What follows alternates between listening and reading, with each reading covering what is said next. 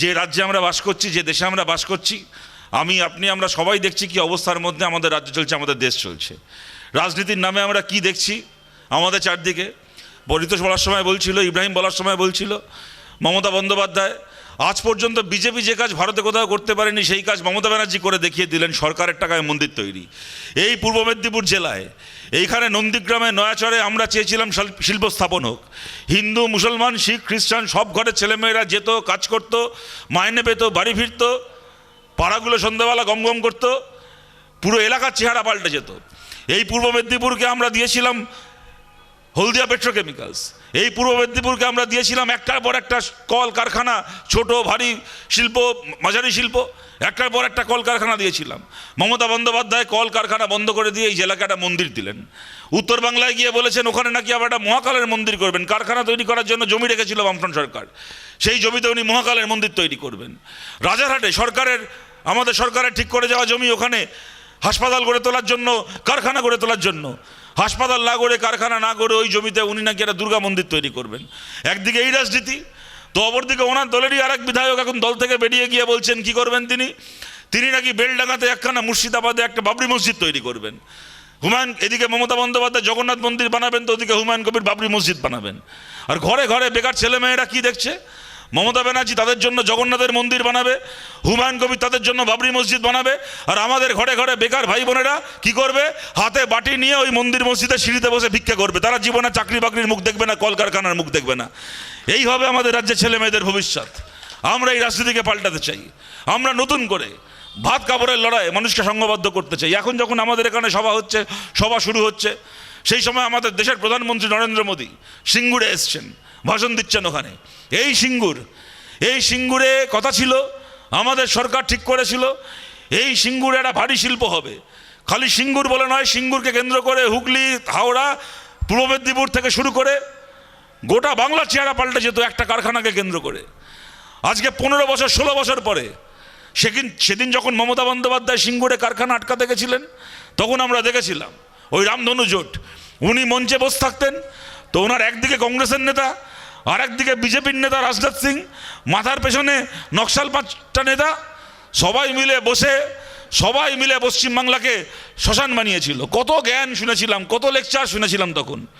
বামফ্রন্ট যেরকমভাবে সিঙ্গুরে জমি অধিগ্রহণ করছে, বামফ্রন্ট যেরকমভাবে নন্দীগ্রামে শিল্প করতে চাইছে, এইভাবে শিল্প করতে নেই, এইভাবে কারখানা করতে নেই, এইভাবে জমি অধিগ্রহণ করতে নেই। তাই নিয়ে কত মিটিং, কত মিছিল, কত বুদ্ধিজীবীর লেকচার। আবার লোকাল বুদ্ধিজীবী দিয়ে হচ্ছে না, আবার ন্যাশনাল বুদ্ধিজীবী নিয়ে এসেছিল দিল্লি থেকে, সব মেধা পাটেকার, অনুরাধা তলওয়ার, সে বিরাট বিরাট বোদ্ধা সমস্ত উড়ে এসে প্লেনে করে উড়ে আসতো। কে প্লেনের টিকিট কেটে দিত? এয়ারপোর্টের বাইরে 10টা 20টা এসি গাড়ি দাঁড়িয়ে থাকতো। এসি গাড়িতে তুলে গোটা পশ্চিমবাংলায় সব গাড়ির কনভয় চলে যেত। জায়গায় জায়গায় গিয়ে কৃষককে খেপাতেন যে বামফ্রন্ট জানে না কীরকমভাবে শিল্প করতে হয়, বামফ্রন্ট ভুল পথে শিল্প করছে। টিভির চ্যানেলে কত বুদ্ধিজীবীর ভাষণ, খবরের কাগজে কত বুদ্ধিজীবীর কলম লিখছে, আর্টিকেল লিখছে। ওই দিনগুলো আপনাদের মনে আছে, আমাদেরও মনে আছে, আমরা ভুলিনি। ভোট হলো, আমরা হেরে গেলাম। আজকে 15 বছর রাজ্যে তৃণমূলের সরকার চলছে। কীরকমভাবে শিল্প করতে নেই তাই নিয়ে আমাদেরকে কত জ্ঞান দিয়েছিল। ওরা 15 বছর সময় পেল দেখানোর কিভাবে শিল্প করতে হয়। বলুন, 15 বছরে একটা নেল পালিশের কারখানা, একটা সেফটি পিনের কারখানা করে দেখাতে পারলো মমতা ব্যানার্জি যে এইভাবে শিল্পটা করতে হয়? আমরা তো করেছিলাম একটা হলদিয়া পেট্রোকেমিক্যালস, আপনি পারলেন না একটা রকম বানাতে। আমরা তো বানিয়েছিলাম বক্রেশ্বর, আপনি পারলেন না একটা বক্রেশ্বর তৈরি করতে। আমরা তো এনেছিলাম রঘুনাথপুরে ডিভিসিকে, আপনি পারলেন একটা বড় ডিভিসি প্রজেক্ট করতে পশ্চিমবাংলায়। আমরা তো করেছিলাম সল্টলেক সেক্টর 5, আপনি পারলেন গত 15 বছরে একটা সেক্টর 6, সেক্টর 7, সেক্টর 8 তৈরি করতে। মাঝখান থেকে মুখ্যমন্ত্রীর ছবি দেখি আমরা 34 বছর আমরা সরকার চালিয়েছি। গর্ব করে বলতে পারি জীবনে কোনো দিন পশ্চিমবঙ্গ সরকারের একটা হোর্ডিংয়ে, একটা পোস্টারে, একটা সরকারি প্রকল্পের একটা বিজ্ঞাপনেও কোনোদিন জ্যোতি বসু, বুদ্ধদেব ভট্টাচার্যের ছবি একটা পয়সা দিয়ে বামফ্রন্ট সরকার কোনোদিন ছাপায়নি। আর এখন গোটা বাংলার ঢেকে গেছে মমতা ব্যানার্জির ছবিতে। কি না ছবি দেখি ওনার। আমরা রবীন্দ্রনাথ ঠাকুরের জন্মদিন তো দেখি রবীন্দ্রনাথের পাশে মমতা ব্যানার্জি, নজরুল ইসলামের জন্মদিন নজরুল ইসলামের পাশে মমতা ব্যানার্জি, কলকাতায় ফিল্ম ফেস্টিভ্যাল হচ্ছে সত্যজিৎ রায়ের পাশে মমতা ব্যানার্জি।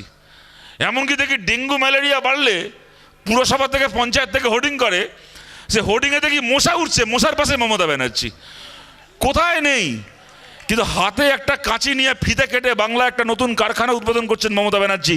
বলুন গত 15 বছরে এরকম একটা ছবি কোনো খবরের কাগজে, কোনো টিভি চ্যানেলে, কোনো সরকারি হোর্ডিংয়ে দেখেছেন মমতা ব্যানার্জির একটা কারখানা উদ্বোধন করার ছবি? আজকে মোদি সিঙ্গুরে ভাষণ দিচ্ছেন, বিজেপির লোকেরা বলছে আমরা জিতলে সিঙ্গুরে কারখানা ফিরিয়ে আনবো। আরে তোমরা জিতলে কি ফিরিয়ে আনবে না আনবে, ও 7 মণ তেলও পুড়বে না, বাংলায় রাধাও নাচবে না, জীবনে বিজেপি সরকারও হবে না, বিজেপিকে কারখানাও করতে হবে না, সেটা অন্য কথা। তোমরা জিতলে কি আনবে না আনবে তো পরের কথা, আগে বলো সিঙ্গুর থেকে কারখানাটা গেল কেন? একা মমতা ব্যানার্জির জন্য? আমরা ভুলে গেছি সেই দিনগুলো। বিজেপির নেতা রাজনাথ সিং দিল্লি থেকে উড়ে আসতো বান্ডিল বান্ডিল টাকা নিয়ে মমতা ব্যানার্জির ধর্ণা মঞ্চে। পশ্চিমবাংলায় বিজেপির সভাপতি ছিল তথাগত রায়। মমতা ব্যানার্জির ছায়াকে, মমতা ব্যানার্জির অত কাছে দেখতাম না, তথাগত রায়কে যত কাছে দেখতাম, মমতা ব্যানার্জির পাশে বসে থাকতো তথাগত রায়। এমনকি লকেট চ্যাটার্জি এখন রাজ্যে বিজেপির নেত্রী, তখন তৃণমূল করতেন, মমতা ব্যানার্জির সঙ্গে ঘুরে বেড়াতো এই লকেট চ্যাটার্জি সিঙ্গুরে কারখানা আটকানো, নন্দীগ্রামে কারখানা আটকানোর সময়। আর আমরা ভুলে গেছি সেই দিনগুলো।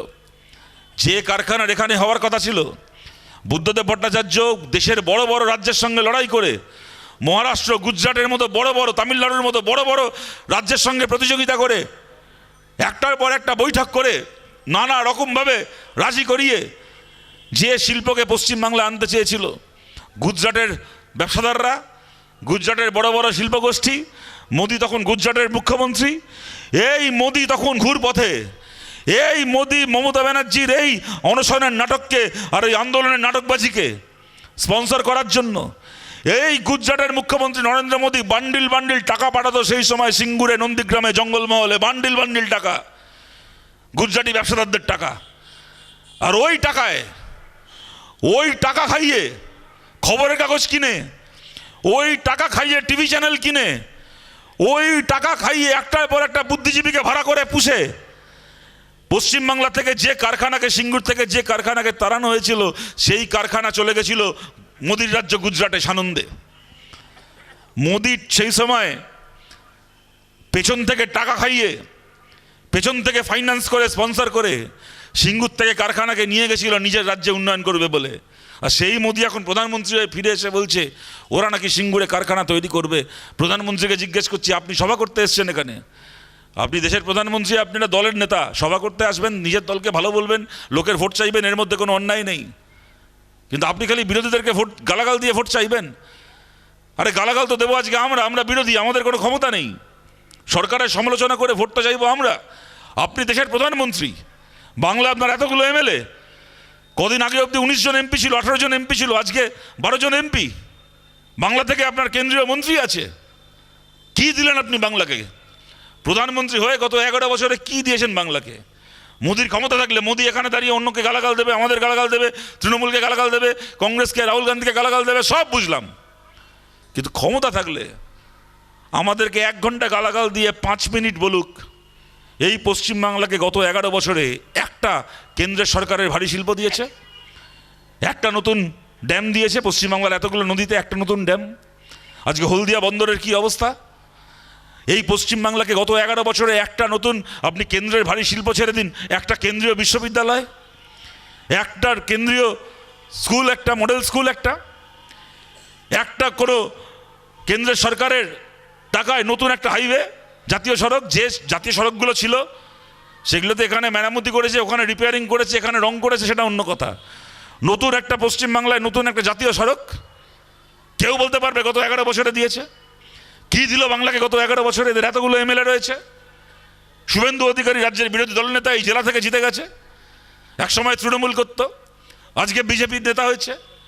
অন্যকে গালাগাল দেওয়া, ব্যঙ্গ করা, বিদ্রুপ করা সব ঠিক আছে, সেটা একটা বিরোধী নেতার কাজ, কিন্তু ক্ষমতা আছে বলার দাঁড়িয়ে যে হ্যাঁ আমাদের সরকার কেন্দ্রে আছে, পশ্চিমবাংলাকে আমরা কেন্দ্রের সরকারের পক্ষ থেকে এইটা দিয়েছি, আগামী দিনে আরও বেশি করে সুযোগ পেলে আরও এইটা করবো। তার বদলে কি? ধর্মের নামে লোক খেপিয়ে ভাবছে একটার পর একটা ভোট করবে। আরে বলুন তো, এগুলো ধর্ম হচ্ছে? আজ গোটা বাংলায় ধর্মের নামে যে সার্কাস দেখছি, এগুলো ধর্ম হচ্ছে না, এগুলো ছ্যাঁচড়ামি হচ্ছে বলুন তো? একদিকে আছে মমতা ব্যানার্জি, খেয়ে দিয়ে কাজ নেই, ঈদের দিন সকালবেলা চলে যাবেন রেড রোডে নামাজের মঞ্চে উঠে, পারেন না নামাজ পড়তে, তাও নামাজ পড়ার ঢং করবেন, মাথায় কাপড় জড়িয়ে ভাষণ দেবেন, হাতে মাইক নিয়ে একটা নামাজের মঞ্চকে পার্টিবাজির মঞ্চ বানাবে, হাতে মাইক নিয়ে এ মাথা থেকে ও মাথা ঘুরবে, আর একটা সাধারণ কথার মধ্যে 5 বার ইনশাল্লাহ বলবে। আমি বিশ্বাস করুন জীবনে অনেক মৌলভী সাহেবকে দেখেছি, অনেক মৌলানা, অনেক হাজি সাহেবকে দেখেছি, অনেক ধার্মিক মুসলমান মানুষকে দেখেছি। আমি জীবনে কখনো কাউকে দেখিনি সাধারণ একটা কথা বলার সময় 5 বার জোর করে ইনশাল্লাহ বলতে। মমতা ব্যানার্জি কেন বলেন? ও মনে মনে হিসাব করা আছে, মঞ্চে দাঁড়িয়ে একবার করে ইনশাল্লাহ বলে আর মনে মনে হিসাব করে, এই যে আমি একবার ইনশাল্লাহ বললাম আমার 5টা মুসলিম ভোট বাড়লো তো। এরা রাজনীতি না ছেঁচড়ামি বলুন তো এইগুলো?